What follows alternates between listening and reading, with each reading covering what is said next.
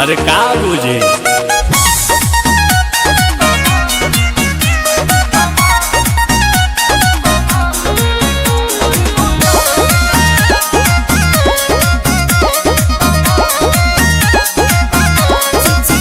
शीतलहरी में बहरी न जाइए पिया, इस शरीर को समीर न बनाइए पिया। शीतलहरी में बहरी न जाइए पिया, इस शरीर का समीर न बनाइए पिया।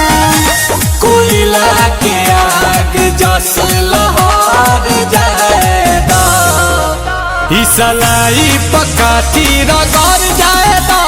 कमर में दिसंबर गुजार जाएगा, गरम हट के आहट भीतर जाएगा। कमर में दिसंबर गुजार जाएगा।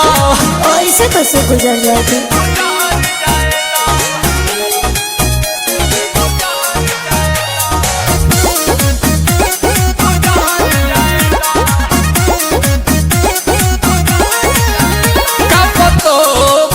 चापतो बारू आग पुअरा के तू तापतो बारू।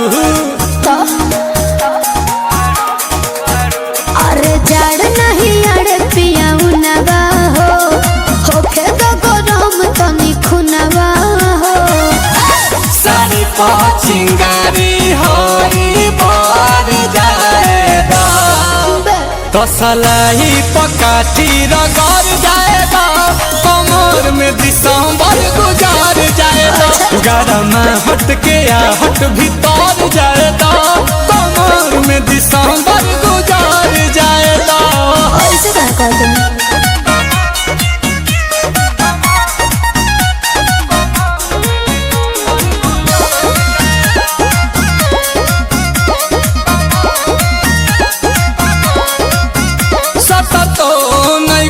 हटतो नहीं खू प्यार हमारा से बटतो नहीं खू।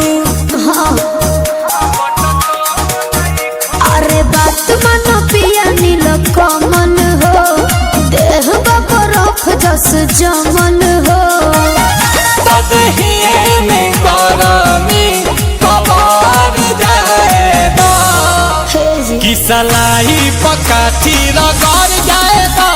कमर में दिसंबर गुजार जाएगा, गरम हट के आहट भीतर जाएगा।